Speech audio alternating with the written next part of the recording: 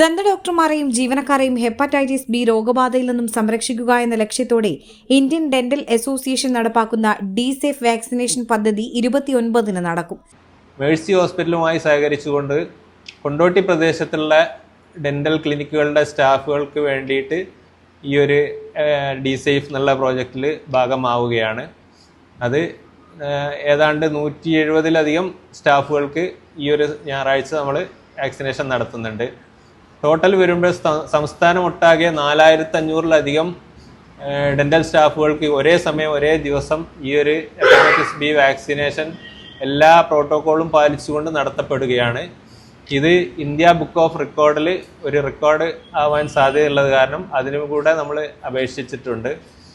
പിന്നെ പൊതുജനങ്ങളുടെ പ്രൊട്ടക്ഷന് വേണ്ടിയിട്ട് ഡെന്റൽ സ്റ്റാഫുകളെ പ്രൊട്ടക്റ്റഡ് ആക്കുക എന്നുള്ളതാണ് ഇതിൻ്റെ ആത്യന്തികമായ ഉദ്ദേശം. സംസ്ഥാനത്താകെ 4000-ലധികം ദന്ത ഡോക്ടർമാർക്കും ജീവനക്കാർക്കും വാക്സിൻ നൽകുന്നുണ്ട്. കൊണ്ടോട്ടിയിലെ മേഴ്സി ആശുപത്രിയുടെ സഹകരണത്തോടെയാണ് 29-ന് കൊണ്ടോട്ടിയിൽ വാക്സിൻ നൽകുന്നത്. ഭാരവാഹികളായ doctor EM Abdurasheed, doctor P Muhammad Jasir, doctor Aisha Husna, doctor Wasim Abdulla എന്നിവർ വാർത്താസമ്മേളനത്തിൽ പങ്കെടുത്തു. News desk, air 1.